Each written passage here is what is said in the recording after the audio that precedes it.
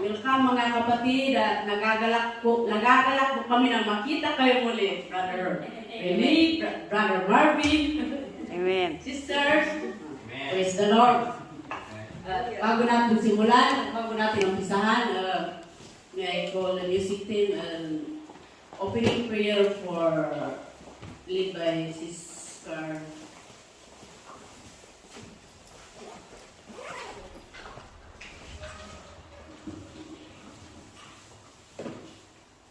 Praise God, hallelujah. Madayaw niya po Diyos. Rugyan kayo garod. Iti servisyo tayo kiniting malon. Agdatoy tayo garod kagkantahan tayo opening ng song tayo.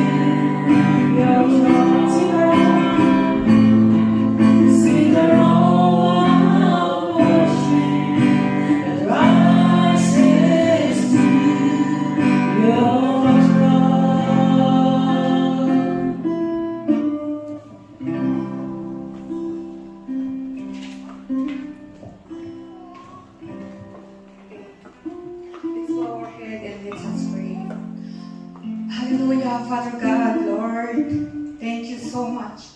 Thank you so much for everything, Father God. Thank you, Lord, at muli andito kami uli na nagtitipon-tipon sa araw na ito upang magpuri sa iyo, Father God. Thank you, Lord, Father God, at andito kami ulit, Father God, na humaharap sa iyo, Father God.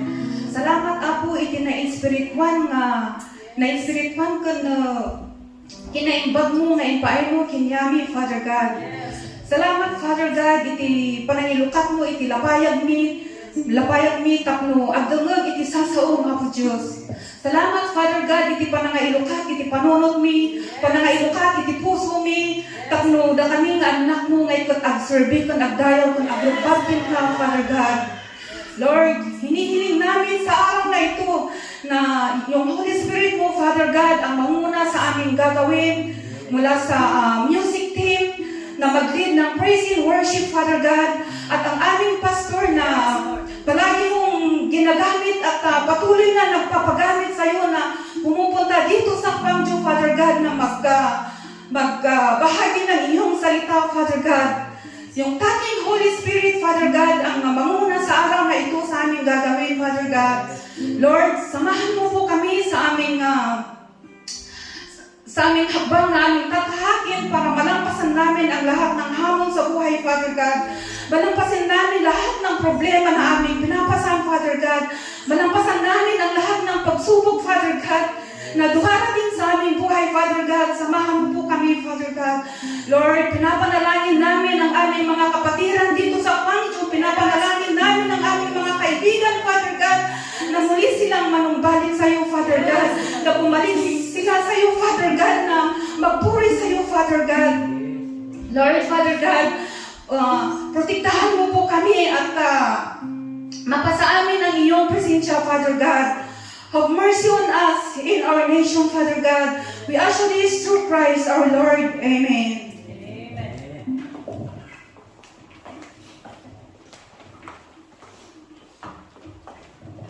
Salamat, Sis Carl, Sis Ingrid. Dadako naman tayo sa... Pwede tayong maupo. Dadako tayo sa testimony at alam ko na bawat isa ay may nagawa ng Lord sa atin na pagbabala. At pwede tayong pumunta dito sa harapan, ibahagi sa atin. Mauna po ang... Mag-bless po ang nauna na sabi ni Sis Carl. Blessed po ang nauna magpakatotoo.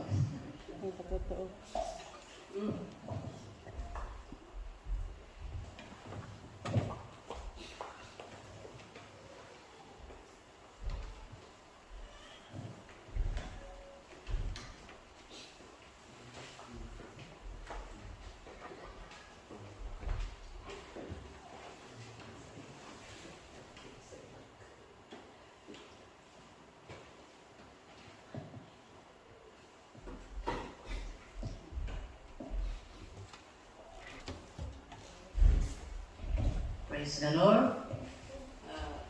Tunay na napakabuti ng Diyos sa ating lahat. Kung walang magte-testimony, punta tayo sa praise and worship at tatawagan ko yung music team. Ihanda natin ang ating puso, ang ating isipan para ibigay natin ang the best natin para papurihin at umawit tayo sa Panginoon. Para tayo po ito ngayon. Hallelujah. Praise God. Ituloy tayo karon. Iti panagdayo tayo. Ini Apo Diyos. Iti panagkanta. Iti praise and worship tayo. Yes, this is the day that the Lord has made. Amen.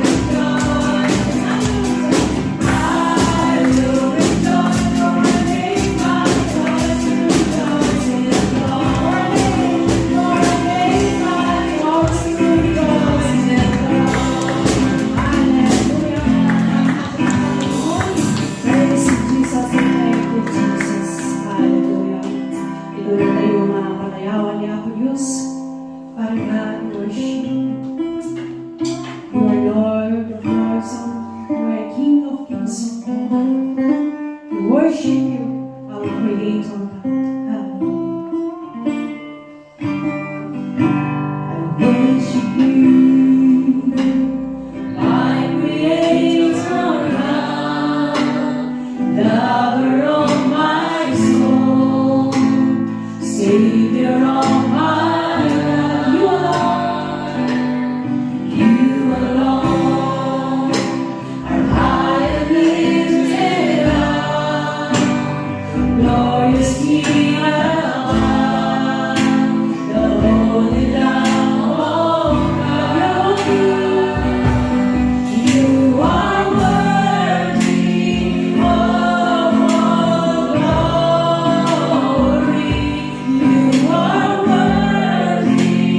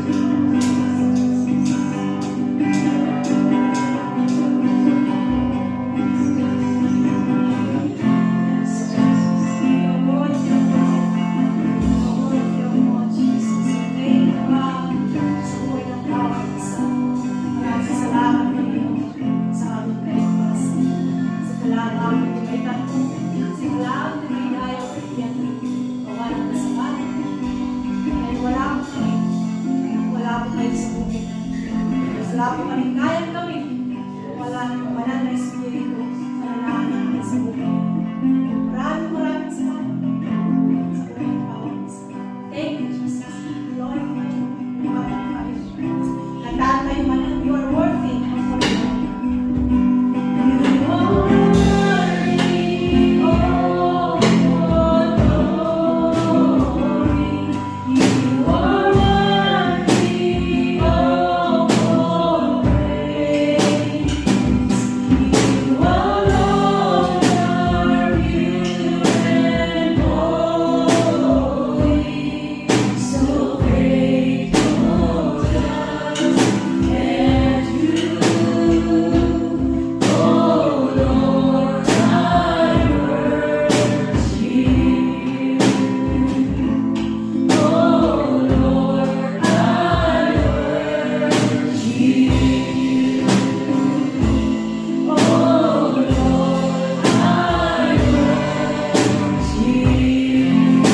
Father, thank you.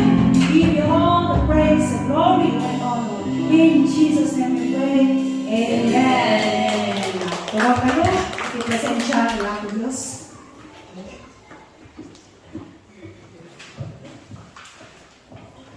Praise the Lord. Dadako naman tayo sa salita ng Diyos at inaanya si Pastor na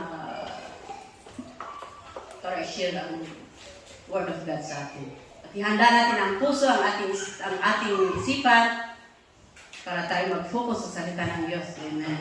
Amen.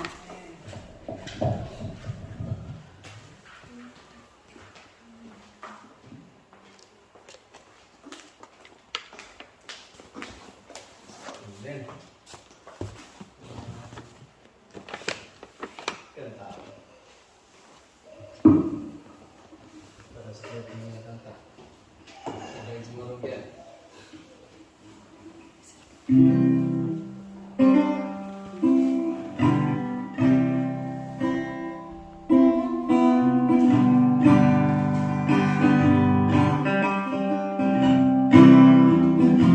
Here's the light in the window. Make the praise window. Someone standing by you window.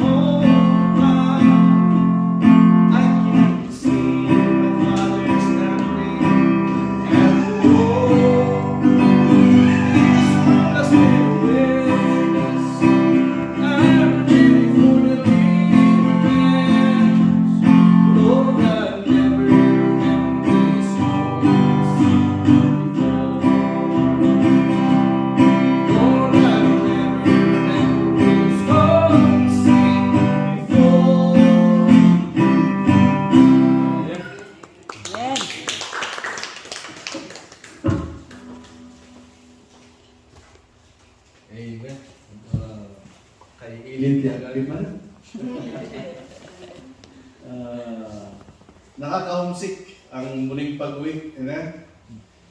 Pero ang tunay na pag-uwi natin ay sa kauli-uli ang araw. Amen?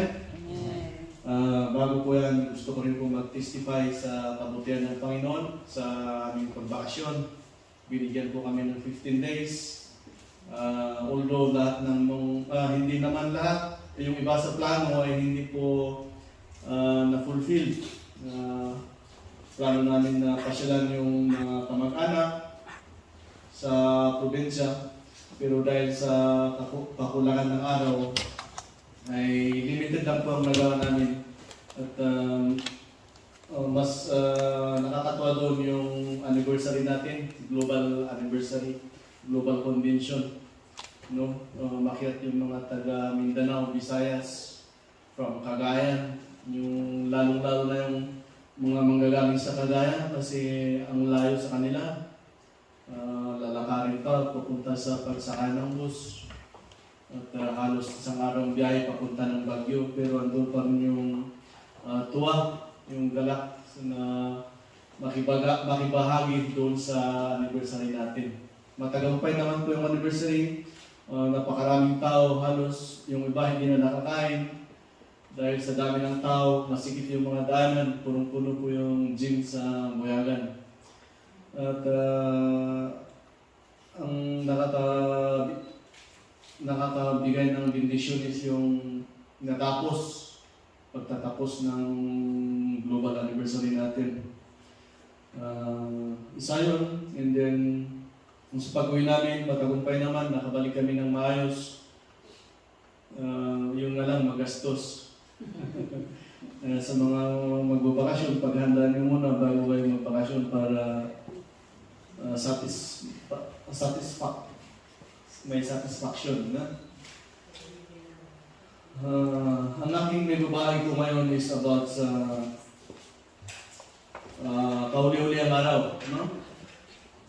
Gusto kong ibahagi itong mga mangyayari dahil mababasa natin sa Matthew chapter 24 lahat ng mga signs of the coming of the second coming of God.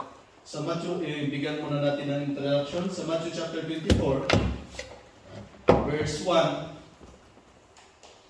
sabi niya dito, Jesus left the temple and was walking away when his disciples came up to him to call his attention to its building. Nung si Jesus ay naglalakad doon sa templo at lumapit ang kanyang mga disipulos, at sinabihan kay Jesus yung mga building, no? Yung mga magagandang bahay doon. At nung sa verse 2, sabi ni Jesus Christ, "Do you see all these things?" Sabi niya sa kanyang mga disipulos, "Truly, I tell you, not one stone here will be left on another, everyone will be thrown down." No? Nung nakikita nila yung mga magandang tanawin, mga magandang building doon sa Temple of Jerusalem, sabi ni Jesus Christ, "Nakikita niyo ba itong mga bagay na ito?" Sabi niya, "Sasabihin ko sa inyo, not one stone here will be left on another." Lahat yan ay matatapon lamang. At verse 3, as Jesus was sitting on the Mount of Olives, the disciples came to him privately. "Tell us," they said, "when will this happen, and what will be the sign of your coming and of the end of age?" May tatlong bagay na tinanong ang mga disipulos ng Panginoon dito.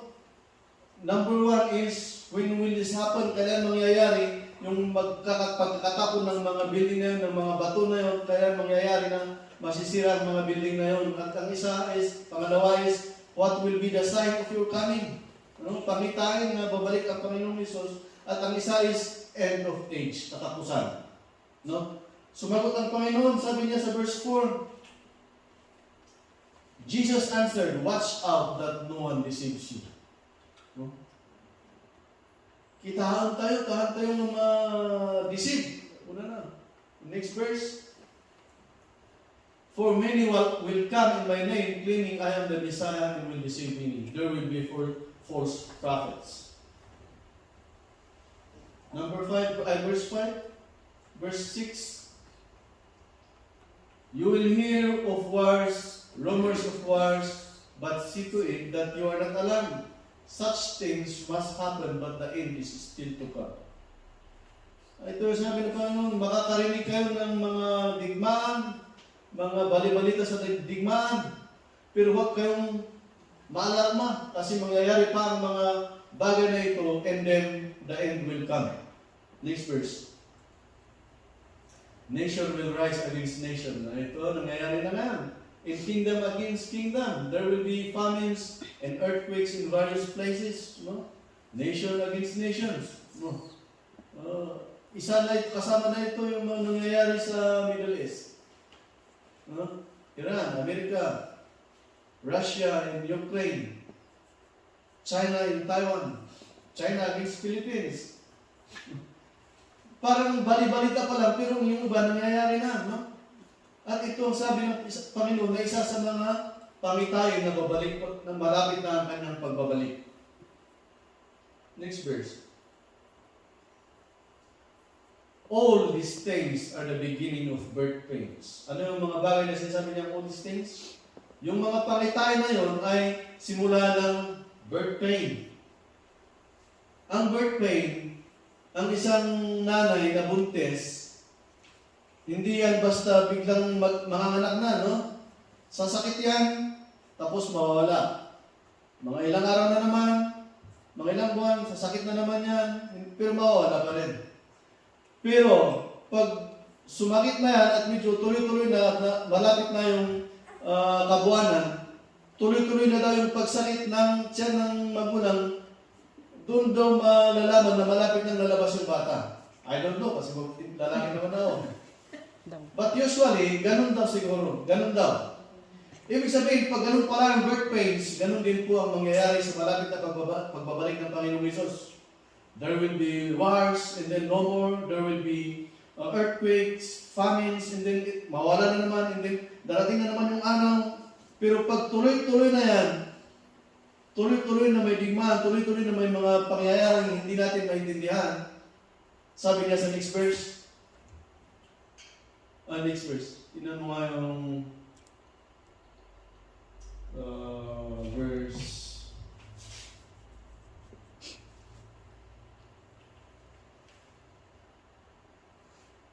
32.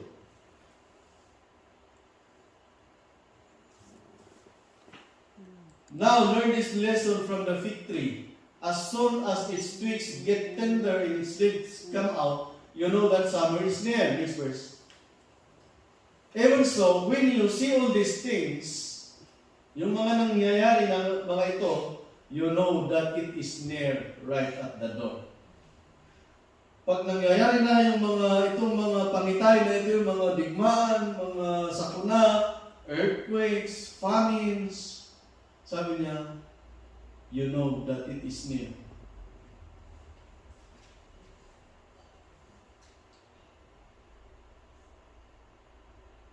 Ibalik mo sa verse 10. At the time, many will turn away from the faith and will betray and hate each other. Kahit sa loob ng simbahan, mga magkakapatiran sa simbahan, they hate each other. At yung iba, sabi niya, they are turning away from the faith. Dati ang lakas-lakas sa simbahan, pero pagdating ng araw, ba't nawala? Makikita na lang natin na backslide na. Nasa makamundo na mga ginagawa. No?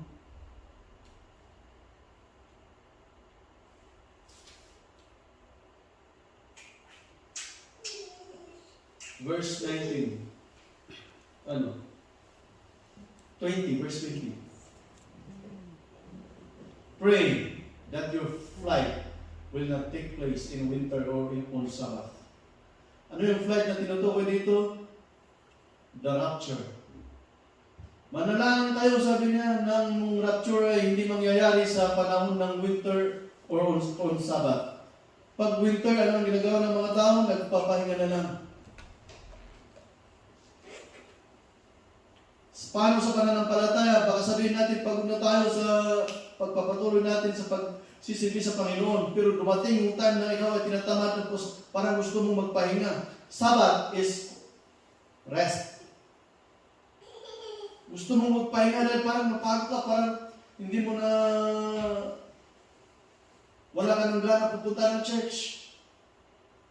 Tapos doon pala yung pagbabalik ng Panginoong Hesus. Kaya sabi niya, manalangin kayo na ang rapture ay hindi mangyayari na ikaw ay nagpapahinga sa pananampalataya. Amen? Hindi yan yung topic natin. Introduction lang yan.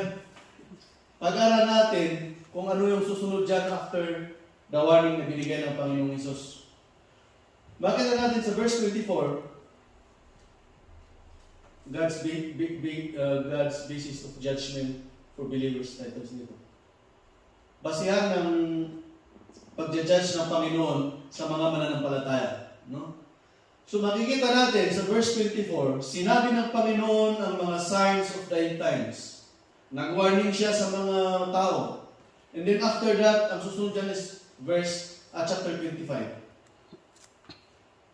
Chronological order po yan. Pagkatapos po sabihin ng Panginoon ang mga signs of the end times, ito naman yung basihan ng kanyang pag-judge sa mga mananampalataya pagdating ng araw. Chapter 25, verse 1. It is a parable of 10 virgins. At that time, the kingdom of heaven will be like 10 virgins who took their lamps and went out to meet the bridegroom. Si Jesus po yung bridegroom dito, at yung mga virgins na ito ay mga mananampalataya. At ang 10 is number lang po yan. Number ng pamaramihan. No? Next verse. 5 of them were foolish and 5 were wise. Alam natin sa mga Kristiyano, hindi po yan ay wise. Hindi lahat ng nasa simbahan, hindi lahat ng Kristiyano maliligtas. Hindi lahat ng nasa loob ng simbahan ay maliligtas. Dahil sabi niya sa Matthew chapter 7 verse 21, not all who says to me, Lord, Lord, will enter the kingdom of heaven. Sino ang papasok sa kingdom of heaven? Next verse. Many will say to me on that day, ipakibalik mo sa 21. Sinong makakapasok? Sabi niya, only the one who does the will of my Father who is in heaven. Lahat ba ng nasa simbahan ay ginagawa ang kagustuhan ng Panginoon? It is a question. No? Kaya balik mo doon sa next verse.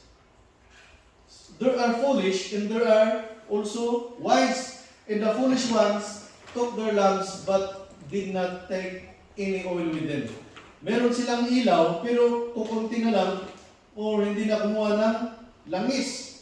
At ang sumunod, but the wise ones, however, took oil in jars along with their lamps. Yung mga wise, dala-dala nila ang kanilang lampara na may kasamang langis. Next verse.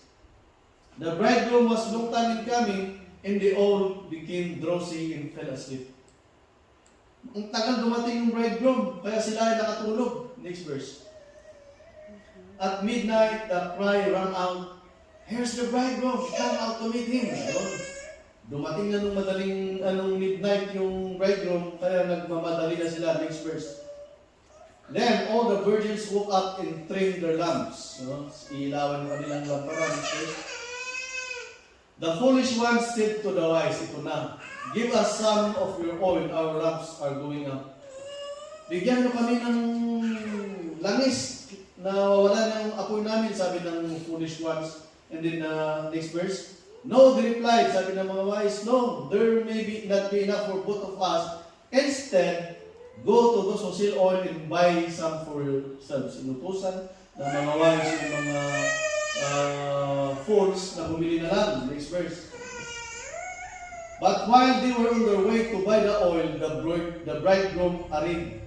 The virgins who were ready went in with him to the wedding banquet, and the door was shut. Nakapasok ba yung mga fool? No, dahil lumabas sila bumili. Next verse. Later, the others also came. Dumating na yung mga fools. Lord, Lord, they said, open the door for us. Next verse. But he replied, truly I tell you, I don't know you. Anong matututunan natin sa kwento na ito, sa parabulang ito? Ang oil po na tinutukoy doon is the Holy Spirit. Ngayon, pag yung mga fools, kulang yung Holy Spirit sa kanila. Kulang yung oil. Yung mga wise, punong-puno sila ng oil at may dala pa silang extra. Meaning to say, kung oil is the anointing or the Holy Spirit, the amount or kung gaano karami, kung gaano tayo kapuno ng Holy Espiritu ng Diyos, ay doon magbabase ang Panginoon sa papasok sa kaharian ng langit. Nasusundan? It depends on how we are filled with the Holy Spirit that we can enter God. In the heaven, kingdom of heaven. Yan po ang isang basehan ng Diyos. How we are filled with the Holy Spirit. That is why kailangan natin itong Holy Spirit every time in our lives. Ito yung sasabi niya sa Ephesians chapter 1. Verse 13. And you were also included with Christ when you heard the message of truth, the gospel of your salvation. When you believe, you were marked in Him with a seal, the promised Holy Spirit. Namarka na po tayo ng Holy Spirit. At ano po yung Holy Spirit? Next verse. That Holy Spirit is a deposit guaranteeing our inheritance until the redemption of those who are God's possession to the praise of His glory. Yung Holy Spirit, ito yung deposito na nagagaranti sa atin na anak tayo ng Diyos pagdating ng araw, pagdating ng pagbabalik ng Panginoon, dito tayo mariredeem. But that Holy Spirit ay nawawala, nauubos sa ating buhay. As Bishop Moses said, ang Holy Spirit ay parang battery yan, nalulubat, na kailangan natin i-charge palagi. No? Kaya sa pagpapatuloy natin sa pagsisilbi ng Panginoon, sa pagpatuloy na pakikinig sa salita ng Panginoon, pag-pray sa Panginoon at paggawa sa kagustuhan ng Panginoon, we are being filled with the Holy Spirit. Nadadagdagan, napupuno at napupuno tayo ng Holy Spiritu ng Diyos. Nawa natin? Isang basehan ng Diyos to enter His kingdom is being filled with the Holy Spirit. Amen. Ano pa? Pangalawa? Sa verse 14.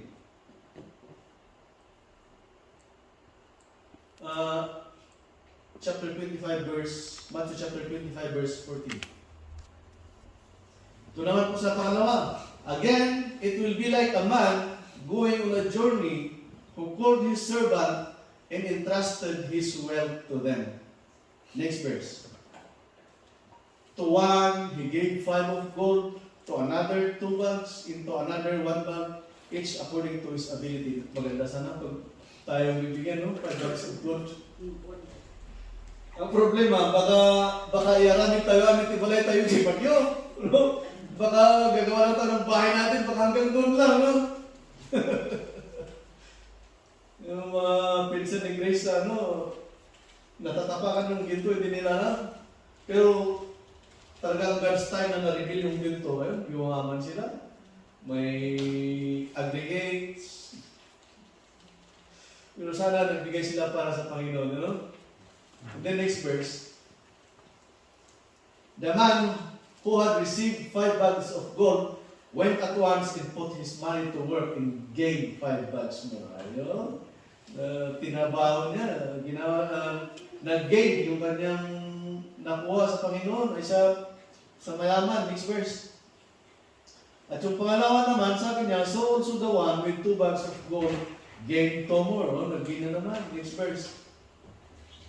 But the man who had received 1 bag went off, dug a hole in the ground and hid his master's money. Inundulin na, hindi siya nag-gain. No? Siguro, akin to. Binulsa lang. No?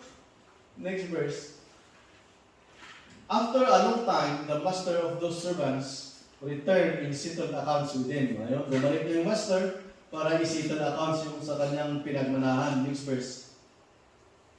The man who had received 5 bags of gold brought the other 5. Master, he said, you entrusted me with 5 bags of gold. See, I have gained 5 more. Next verse. Nag-gain siya. Ganon din po sa pangalawa. Ay, sabi naman ng master sa kanya, his master replied, well done, good and faithful servant. You have been faithful with a few things. I will put you in charge of many things. Come and share your master's happiness. Next verse. The man with 2 bags of gold also came. Ganun din. Master, he said, you entrusted me with 2 bags of gold. See, I have gained 2 more. Next verse. His master replied, well done, good and faithful servant. You have been faithful with few things. I will put you in charge of many things. Come and share your master's happiness. Ayun, nagmamahati inaala ng commendation to the master dan. Next verse. Then the man who had received 1 bag of gold came. Master, he said, I knew that you are a hard man, harvesting where you have not sown and gathering where you have not scattered seed. Next verse. So I was afraid and went out and hid your gold in the ground. See, here is what belongs to you. Insubli na, ibinalik yung 1 bag of gold na gano'n na lang. Siguro, takot na baka mawala. Ipagkari naman, parang na-interest lang nga sa kanya yun. No? Itinegosyo. Sa pag-ninegosyo, gano'n talaga dyan yung lakas ng loob. Win or loss, no? Pero pag kaya yung mga sa trading post, nagkakautang rin sila ng malaki, pero talagang doon yung lakas loob, kaya sila yumaman, no? Eh, yung ginawa ng isa nito, takotin, ayun eh. Walang naganan siya. Next verse. His master replied, you wicked, lazy servant. So you knew that I harvest where I have not sown, and gather where I have not scattered seed. Next verse. Well then, you should have put my money on deposit with the bankers, so that when I return, I have received it back with interest. Kahit man lang sana nilagay mo sa bangko para nag-interest doon at may makukuha kung ganansya, sabi ng master. Ano matututunan natin dyan na basehan ng Diyos? How we use the talent that God has given us. How we use the money that God has given us. How we use the gifts that we have.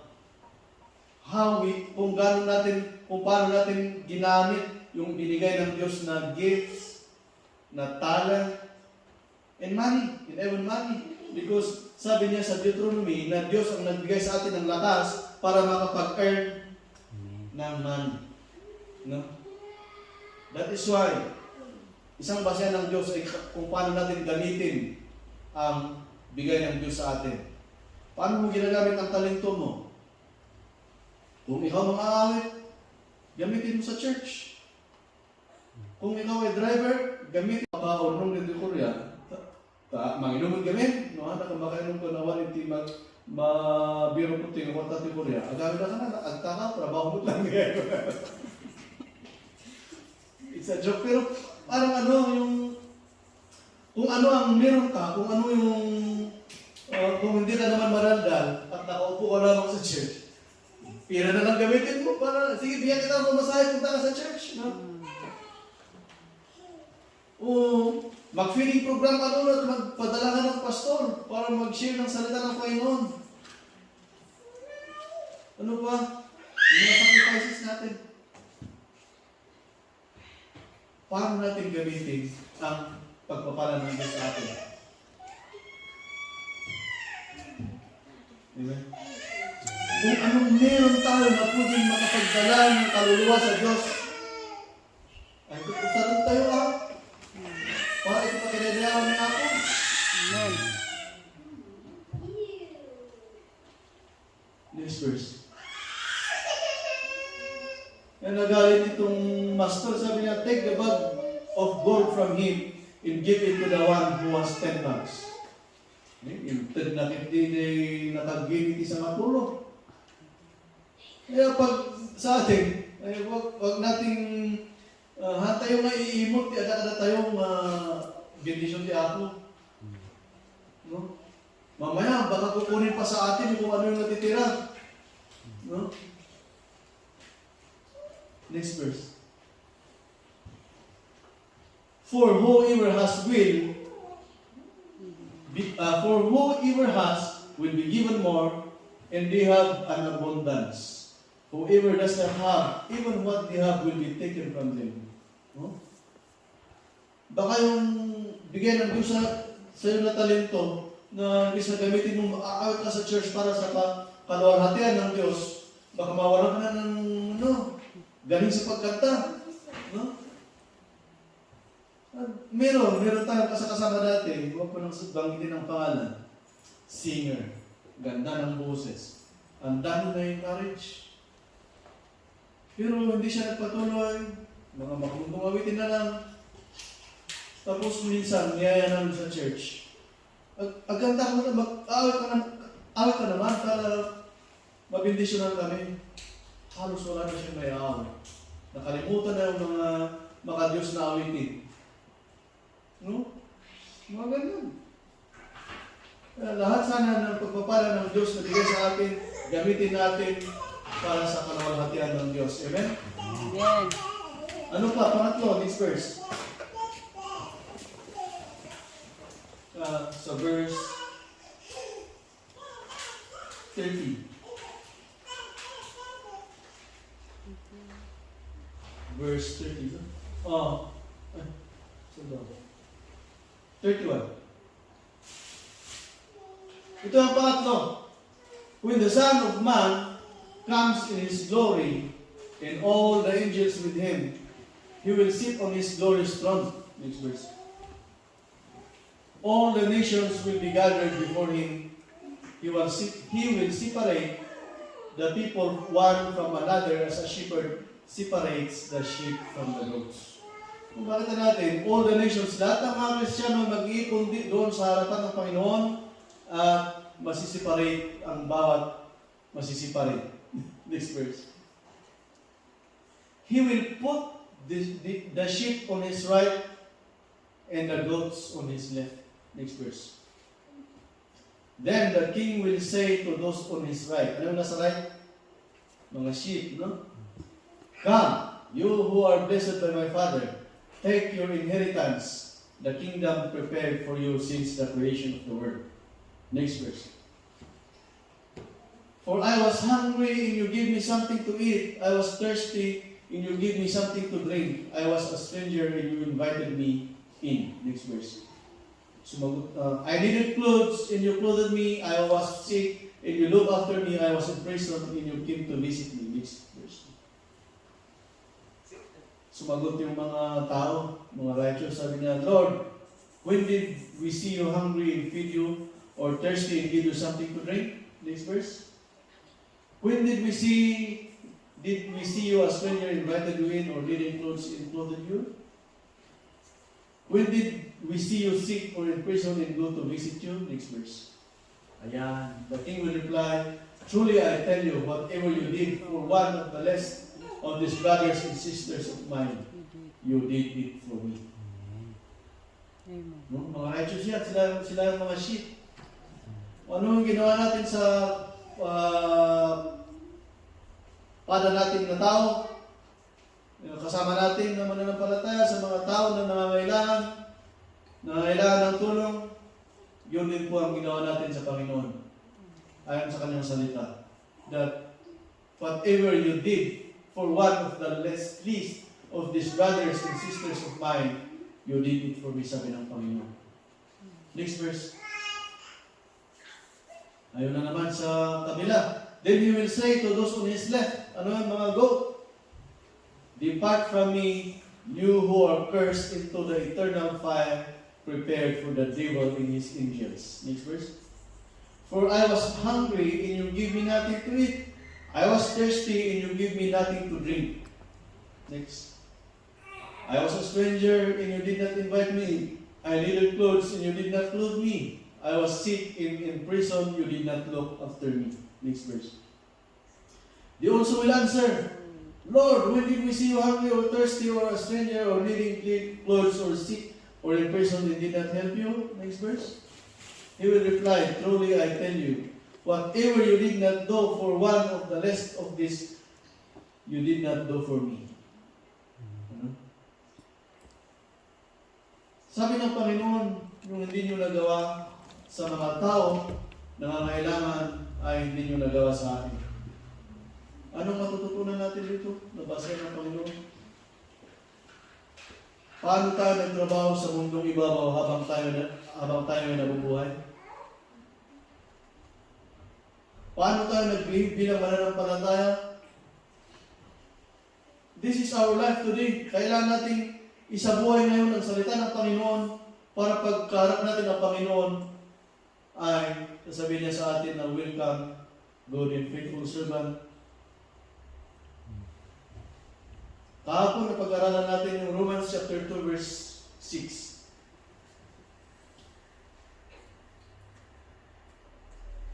Romans chapter 2 verse 6. God will repay each person according to what they have done. Kung ano ang nagawa natin sa mundo, God will repay according to what we have done. Next verse. To those who by persistence and doing good seek glory, honor, and immortality, He will give eternal life. Sa mga tao na yun na nagpo-persist, nagpapatuloy, at ginagawa yung makakaya, doing good and seek glory, honor, and immortality, God will give eternal life. Amen?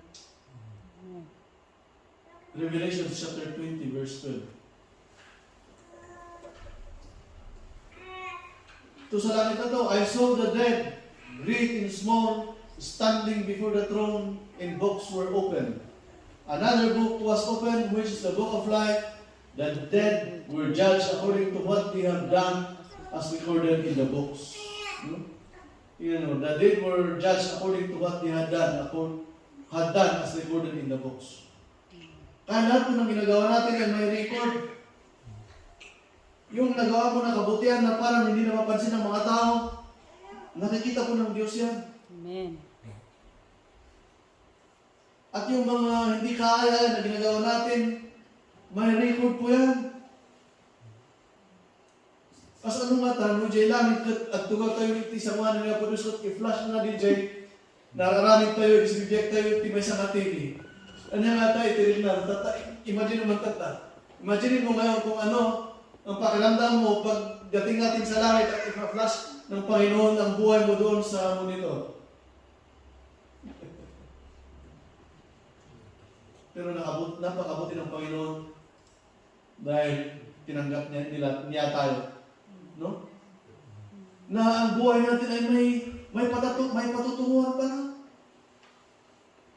Na yung buhay mo na akala mo ay wala ng pag-asa dahil alam mo yung mga kagaguhan na ginagawa mo. Pero nang tinanggap mo ang Panginoon, may tuwid na daan pa lang.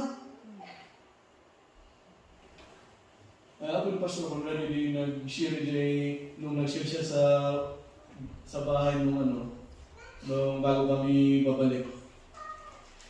Inistoryano pa yung testimony din nga dati dinanap-danap mi nga speaker in my police, hindi kita na ti police, imposible nga ito tinanggap ng basit, dakon si Uspek. Kaya ako yun pala, siguro, kasi may plano pa Panginoon sa aking buhay, may patutungan pa pala yung aking buhay. Siguro kung nahuli ako doon, baka nabilang ko, hindi natin alam.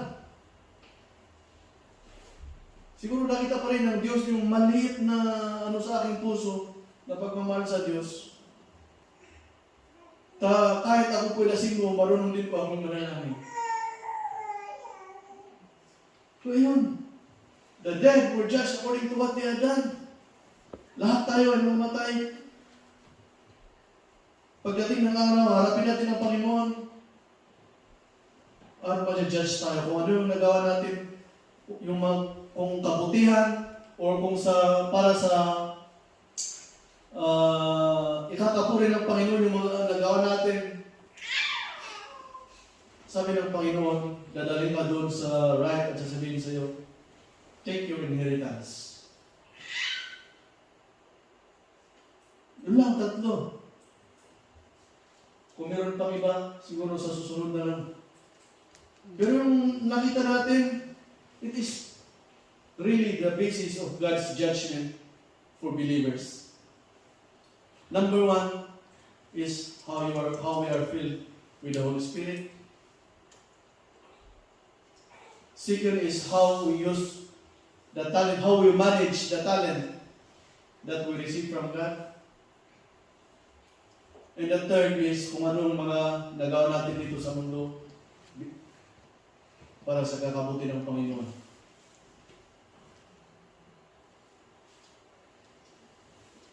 Amen? Alam ko na mahirap yung, hindi naman mahirap pero may struggle din po ang isang mananampalataya. Katulad natin, habang tayo nagpapatuloy sa pagsisimbi sa Panginoon, ang daming struggles na dumarating sa ating buhay. Pero wala tayong magawa, darating at darating yan. Katulad yung mga nangyayari ngayon. Sa Timothy, 1 Timothy,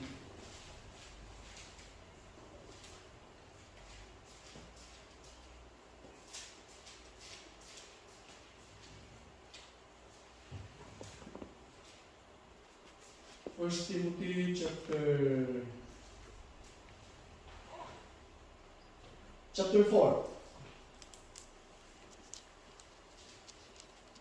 verse 1.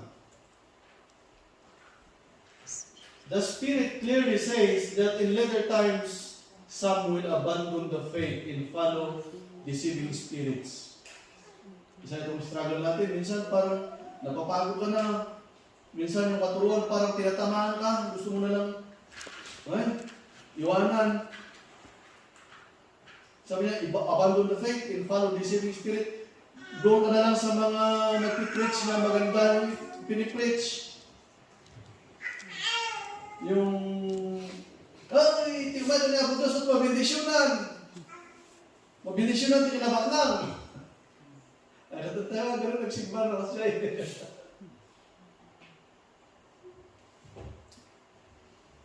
Dapat nga, Jay Mason. It is 2 Timothy, chapter 3. 2 Timothy chapter 3, verse 1. Sabi ni Paul, but mark this, tandaan nyo ito, there will be terrible times in the last days. So we are in the last days.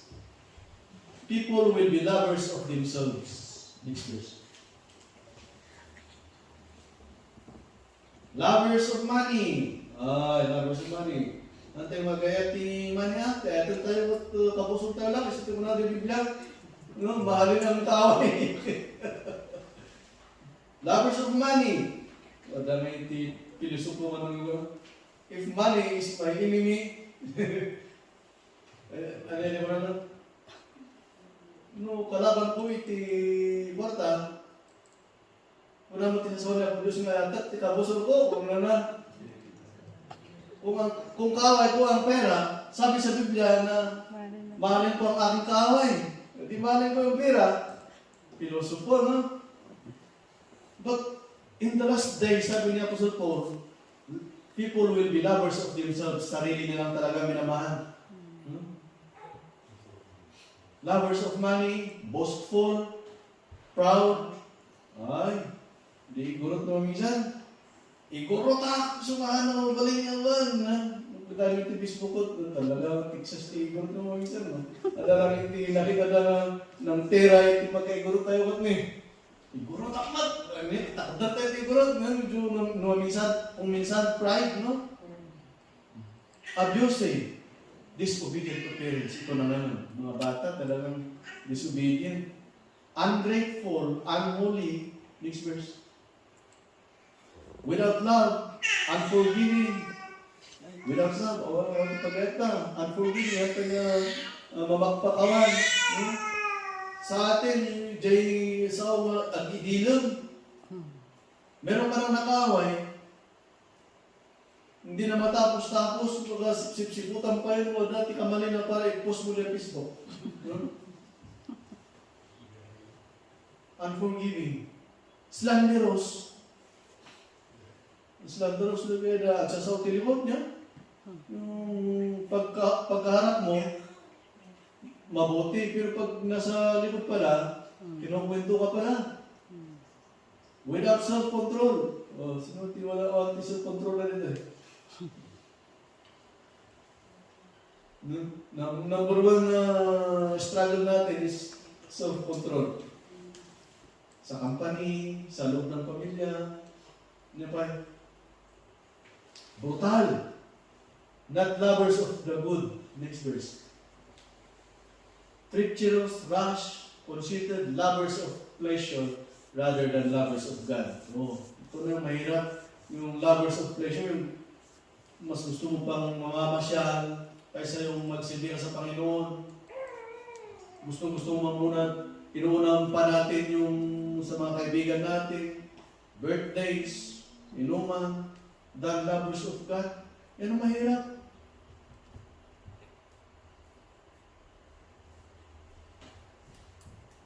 Next verse. Ito pa, having a form of godliness, but denying its power. Ano yan, kumbaga na dito na sinasabing Kristiyano, pero hindi sinasabuhay. Astang Kristiyano, pero hindi naman talaga Kristiyano, hindi naman talaga niya isinasabuhay ang pagka-Kristiyano. Kristiyano lang, no Domingo. Maraming ganun yung paglinggo na ang bait-bait na parang hindi siya makasagi ng kasama. Pero pag Lunes, ayun. Ang ganda na lumalabas sa bibig. No? Ay, di ba ako kasi. Ano ba dyan? Ang masama, kinukwento pa kasama sa church kahapon. No? Nakita ka Israel, nakita si Pantano na. Ano, astang Kristiyano po ba yun? Ano ba yun? Yan ang mahirap. Minsan nakala natin parang katuwanan. Pero minsan, yun pala yung dengay, timang guyo-guyo, iti pamati tayo, yun pala yung nangihila sa ating pananampalataya na kailangan nating i-address sa ating buhay bilang isang Kristiyano. Agay sipot, yung church ko, kuruma, kasi kaya. Ito yung mga struggle natin bilang isang mananampalataya na kailangan natin baguhin kung kailangan pag nakita natin sa sarili natin na tayo pala yung gumagawa noon, ay kailangan natin mag-repent. Dahil sabi nga ng Panginoon, isang basya ng kanyang pag-judge sa mga believer ay kung ano yung nagawa natin sa mundong ibabaw. Amen? Amen. Hallelujah.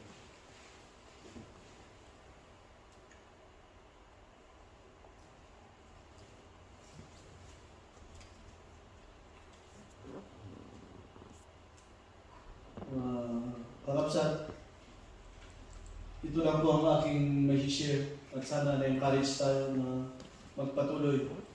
Alam ko, marami tayong struggles, hindi tayo magkakapareho, hindi tayo magkakapareho ng experiences. But ang importante is sa ating pagkapatuloy.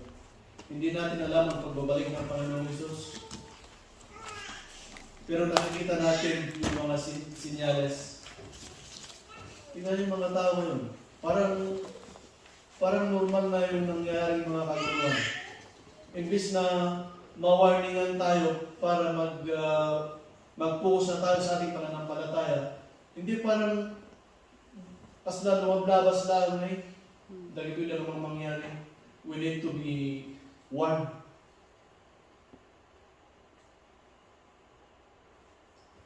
Ada pa i-share ko. Nabanong kayo? Ano? Ituloy tayo pa. Tuloy.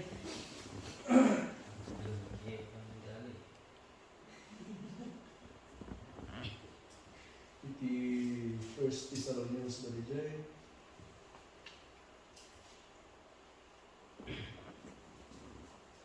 First Thessalonians chapter 4 verse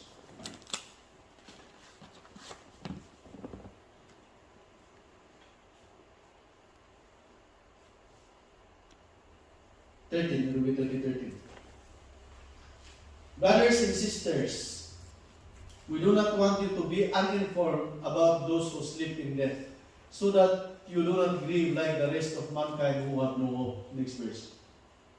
For we believe that Jesus died and rose again, and so we believe that God will bring Jesus those who have fallen asleep in Him.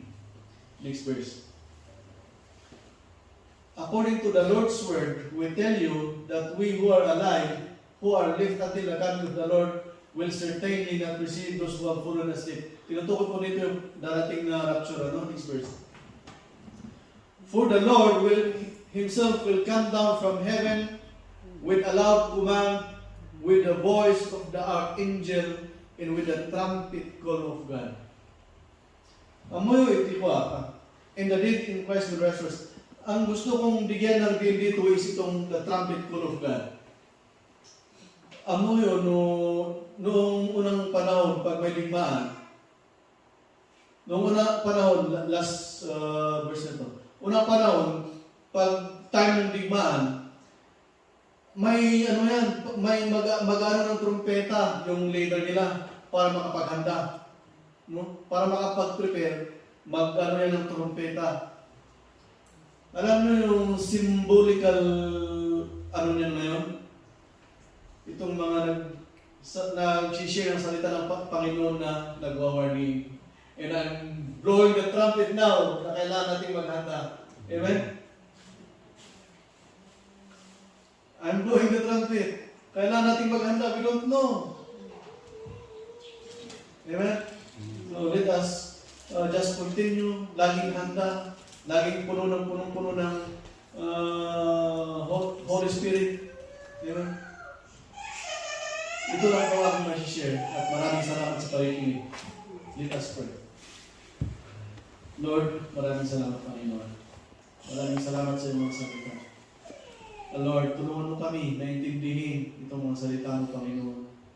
At tulungan mo kami, Panginoon, na isabuhay ang iyong mga salita para sa aming pagharap sa iyo, Panginoon. Ay handa kami, Panginoon. And we will hear the word, your sweet word, Father God, that you say to us, welcome to my kingdom. Lord, we cannot do, Lord, we cannot do perfectly, Father God, yung kagustuhan, but we know, Father God, na sa pamamagitan ng pagtulong mo sa amin, pamamagitan ng pangunguna mo sa aming puso, ay magagawa namin ang iyong kagustuhan. Lord, tulungan mo ang aking mga kapatid. Tulungan mo kami na maging mapagbatsyag at maging matibay sa aming pananampalataya, Panginoon. Maging malakas sa aming pananampalataya, Panginoon. Lord, bless Guangzhou. Bless us all. In the name of Jesus we pray. Amen.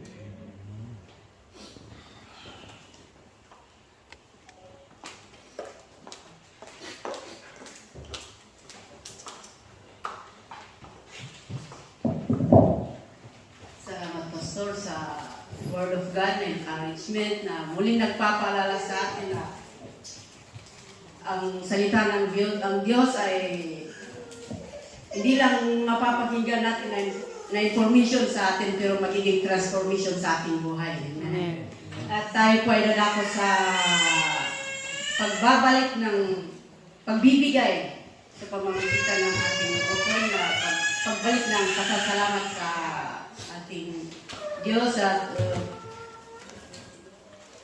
Brother Mark will offering prayer and offering some brother from you.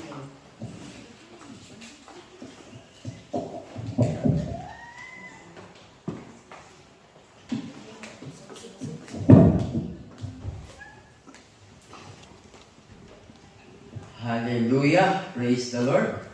Na-bless po ba tayo sa ating mensahe ngayong araw na ito?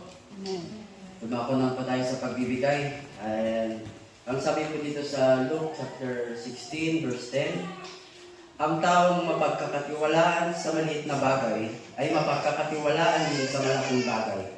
At ang taong madaya sa maliit na bagay ay magiging madaya rin sa malalaking bagay. Actually, na-preach na ni Pastor dito yung exhortation ko. Nung tayo kakabsat, kung titignan natin, yung napag-aralan natin sa DTC, na God created the man not to become an owner. Pinarswa na tayo ni Apo Diyos Hanmay, nga tatlo nga agbalin na kung patay na inlubungan. So, pinarswa na tayo gayat ni Apo Diyos, tatlo kasakat, agbalin na steward, maging steward. Kaya lahat ng bagay sa mundong ito, anuman ang nasa sayo na pinagkatiwala ng Panginoon, ay hindi sa atin. Galing po yan lahat sa Panginoon. Tulad yan ang sabi ni Pastor kanina na yung pera natin, no? Maaaring sabihin natin na pinaghirapan ko to. Sa akin to, pinaghirapan ko to. Pero pag hindi tayo binigyan ng Panginoon ng kalakasan, hindi tayo makakapagtrabaho. Kaya lahat ng bagay sa Panginoon lamang. Kaya sabi nga dito na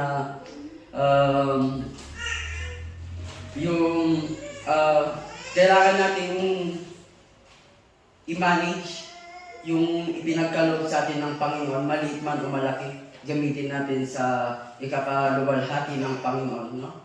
Huwag tayong mag-impok, sabi nga sa salita ng Panginoon na huwag tayong mag-impok ng kayamanan dito sa lupa, kundi sa langit. Paano ba tayo makakapag-impok ng kayamanan sa langit? Sa pamamagitan ng ating pagtulong upang sa ganun ay may palaganap ang salita ng Panginoon. Amen. Hallelujah. So tayo pa ay manalangin. Yes, Lord, maraming salamat, Panginoon, sa iyong mga salita. Maraming salamat, Lord, sa kabutihan mo sa aming buhay, O God, sa proteksyon, sa pang-araw-araw naming pagtatrabaho dito sa South Korea, O Lord. Maraming salamat, Panginoon, sa mga blessings na ibinibigay mo po sa amin. Maraming salamat, Panginoon, sa lahat ng pagpapala, Panginoon, even sa aming health, Lord, sa kalakasan, Panginoon, at sa proteksyon sa aming trabaho, God. Patuloy mo pong pagpalain ang buhay ng bawat isang, Lord, ang aming pamilya, at patuloy mo pong i-provide, Lord, ang aming mga kailangan sa pang-araw-araw. Maraming salamat, Lord. I-bless mo po ang aming mga offering na magamit po, Panginoon, sa iyong para sa ikakalaganan pa po ng iyong mga salita. Maraming salamat, Lord. I-bless mo po ang bawat isa. Ito po ang aming samot dalangin sa pangalan ni Jesus. Amen.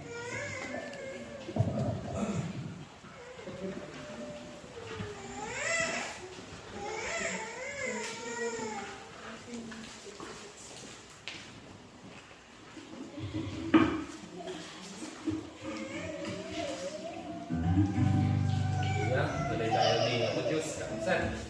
As we come in give our offering, kantain tayo ngayon dito lumapit ka kay Jesus. Kung ni Pastor Patay mo, struggle tayo.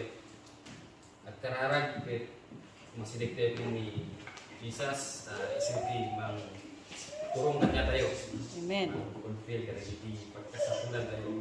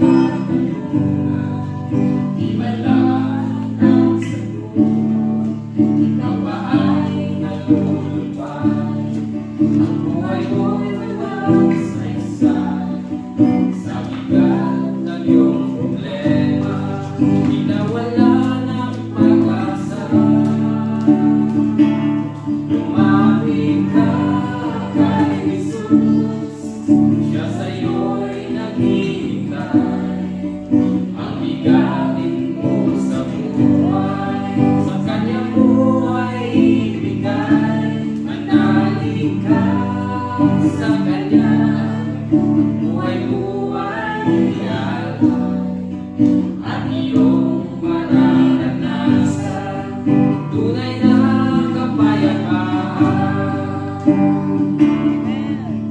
Ang pag-ibig ni Jesus sa atin ang sadyang lubos, kahit tayo'y makasalanan, buhay niya'y inigaan.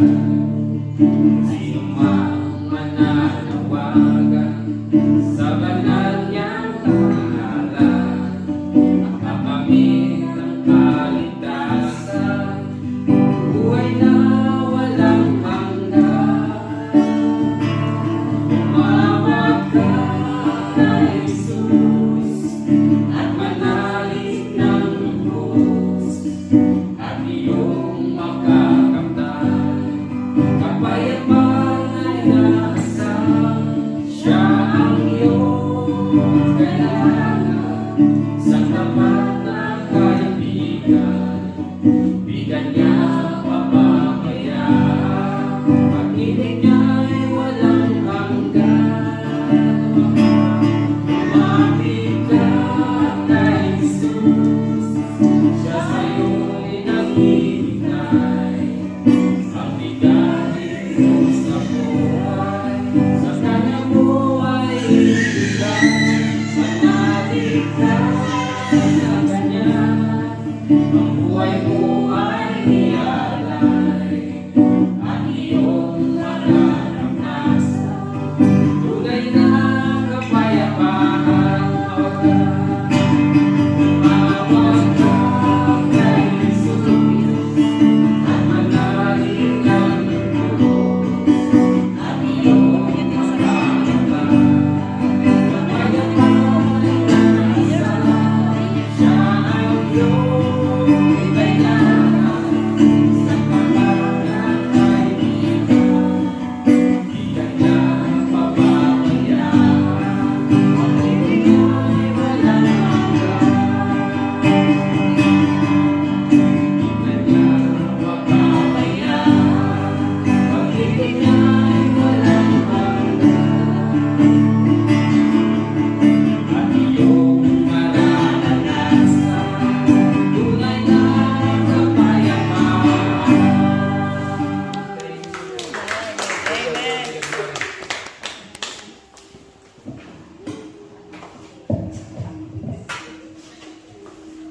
Thank you, Brother Romel and Sister Grace. Bago tayo pumunta sa Gitara.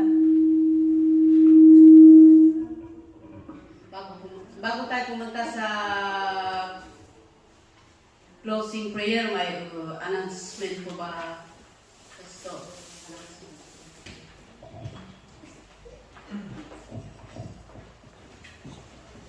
Sabay na announcement agad. Tanong ko muna kung ano yung ano natin doon sa anniversary, kung wala tayong makukuha ang pwesto at meron, tutuloy pa ba yung ano natin? Yung 1 year anniversary natin, ay yung Thanksgiving natin.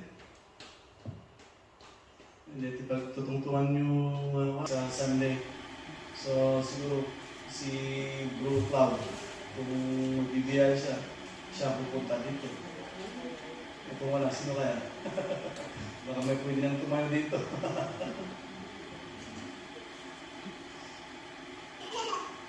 Basta doon ako sa Sunday para may pag-usapan din kami. Tingnan natin kung pwede yung mission o ano naman yung biyay. Praise the Lord. Yun, and then Diyan pa lang sa tugtugin tayo awan natin makakupay. Masa-masa nagiginoy tayo di pagkatid at maglagsakay. Amen. Tanan talaga may kagaya di plano tayo, di pa nag-evangelize tayo, ura dyan magtukuman mo wala tiwas. Inahan talaga tayo sa tikarara. Wala to iti parago niya ako, makapatay. The other Sundays. Ada pa ba iti concerns tayo, teachers tayo? Adagay minahin ko, Pastor, about the prayer meeting tayo gayam. ti schedule ti Kwangju is every Tuesday. So maawatan tayo nga dati trabaho tayo amin, napupuyat tayo amin ta uray siya ang mga kayan ti power ko. Nagtutulagan dagitoy nakabsat nga ipantayo amin iti Sunday iti 1 PM to 1:30 nga prayer time. Imposible mat nga nabanog tayo ijay ket nakaturog tayo ti Saturday night awan siguro ti rason. So, ang prayer time is starting on Sunday. This coming Sunday is 1 o'clock to 1:30 ang praying time. Then, 1:30 onwards, kat preparing for the service. So, in this not Tuesday, i-ano natin sa Sunday Yes po.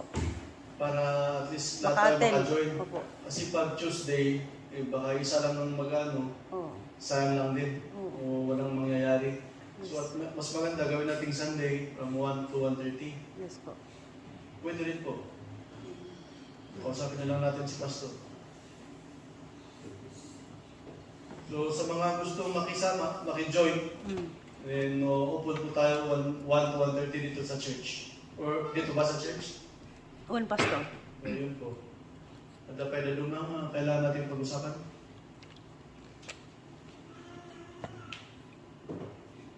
So, di kailangan takdal tayo sa rata dito eh.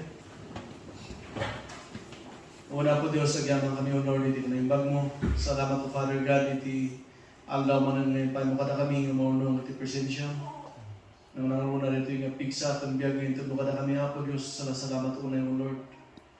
Salamat po rin pa iti dito yung nabalig yung panagdayaan niya po Diyos.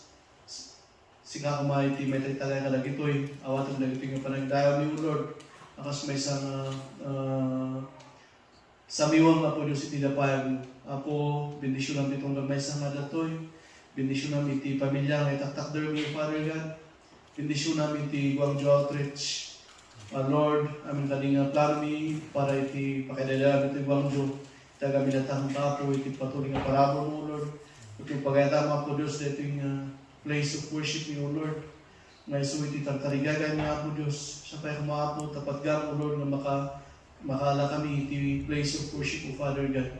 Lord, we have lots of plans o Lord kut taga-milatahin ka mumi nga amom iti disad itong galmesa. Yes. Salamat iti ragsak nito inumay itong galmesa po Diyos. Bendisyonan na kami. Bendisyonan ka na mo. Have mercy on us o Father God. And this is our prayer in the name of Jesus. Amen. Amen.